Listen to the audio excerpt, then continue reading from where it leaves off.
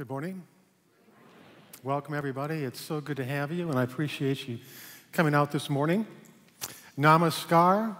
It means that I behold the Christ in you, or I behold the divine presence of God in you. That's how I view you. And as we know, viewpoint is everything. How we view life, the situations and circumstances, the benefits and the consequences that follow makes up our entire life experience. And we all know that it behooves us to have a positive viewpoint. I would like to take a minute to recognize this lovely expression of divine presence.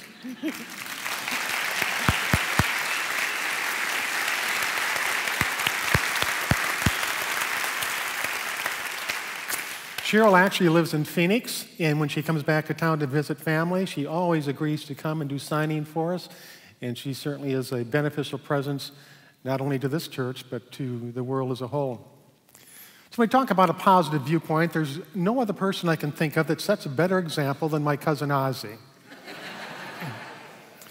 Ozzy recently tried out for the Nunda, South Dakota softball team, sponsored by Lars's Tavern. And on the day of tryouts, he went out to the field, and Lars Iverson, the coach, told Ozzy to stand at home plate. He had the rest of the team go out on the field, and he wanted Ozzy to hit some balls to him. So Ozzy gets up there, he throws a softball in the air, he swings, and he completely misses it. He does it again, he swings, and he misses it. Does it again, and he's so frustrated, he swings so hard that he turns around a circle and falls on the ground. He does it again and again until 10 times in a row. He throws the ball and completely misses it, at which point Lars Iverson comes up to him and says, Ozzy, I'm sorry, you're just not a good enough batter to be on this team. But Ozzy said, I am a good pitcher. I just threw 10 strikes in a row.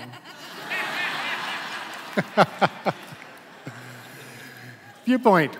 Viewpoint is everything. The lesson today is on the Christ within. And oftentimes when we say the word Christ, we think of Jesus. But in actuality, the Christ arises from a concept of the divine presence of God within each and every person. The divine presence of God within you. Now when I say God, I'm not talking about a single person or a deity or a super being that resides someplace out in the far-off distances of the sky, but I'm talking about an everywhere present spirit. God is everywhere, from the very atoms in your body to the stars, millions of light years away. This God spirit is there, and that has been scientifically proven. God's spirit is everywhere, providing for us whatever we need to live a comfortable and fulfilling life. So there's God, and then there's the Christ. And the Christ is this incredible potential that the Spirit within brings us. An unlimited potential. The Christ was there at the time of the Big Bang and initiated the stream of evolution that continues to this day. 4 billion years ago, in an iron sulfide rock lying in the murky waters at the bottom of the ocean, that rock became the first incubator of the living cell, and the Christ was there. That Christ potential allowed the cell to harness sunlight for food. That Christ potential allowed the cell to create an internal system that could transform deadly oxygen into a life-sustaining element. That Christ was there that gave the potential to the cell to become everything that would be, including you and me.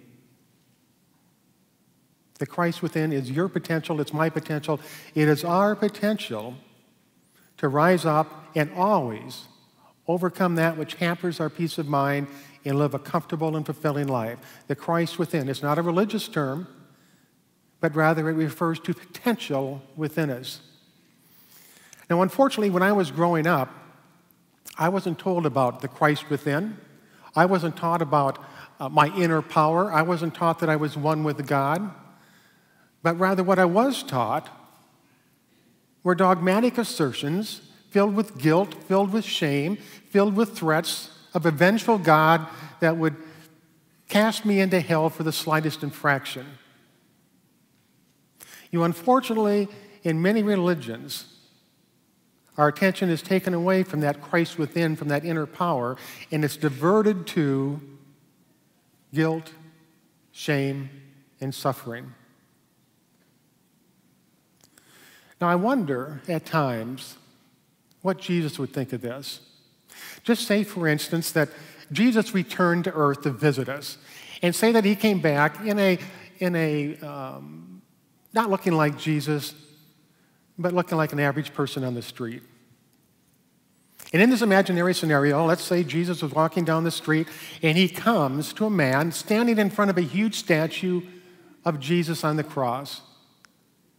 And the man has his hands folded in front of him, and he's looking up at the statue with a very sad look in his face. So Jesus asks the man, "Who is this person that you look at with such sadness?" The person happened to be a minister, and he said, "Why, this is Jesus Christ. He was born of a virgin. He fed 5,000 people with a loaf of bread and 3 fishes. He turned water into wine. He raised the dead back to life. But unfortunately, he died. He died because people are sinful by nature, unworthy in the eyes of God. He died for our sins."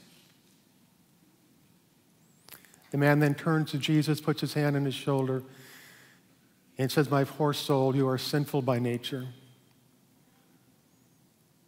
But if you suffer through this lifetime, you may gain salvation, and you might get into heaven." What would Jesus think? Now let's change this imaginary scenario and say that a person from a foreign land who had never heard of Jesus before is walking down the street, and he comes to the same statue, and in front of the statue there is Jesus, once again not looking like himself, but looking like an average person on the street. And the foreigner says to Jesus, "Who is this man hanging from the cross?" And Jesus said, "Let us take our focus off the cross for a moment and come with me." And they walked to a nice bench. In front of them was a beautiful garden full of fully blossomed flowers. And Jesus said this man was a teacher. He taught people how to build a better life and how to make a better world. Jesus taught that the most important thing in life is love. First and foremost, having love for the creator of it all, and secondly, having love for the very life that you have to live and for the process in which it unfolds. Jesus taught people how to be confident and courageous and to approach life with a certain serenity and a peacefulness, knowing that everything will be okay. He taught people to love others. He said that the greatest experience we have in life is the relationships we have with other people. If our relationships with other people are angry or conflictive, our lives are going to be angry and conflictive.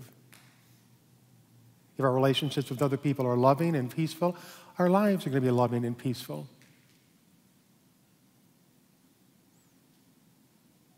Jesus said, if there's somebody in your life that is obstinate, disrespectful, and irritating, love them. Pray for them.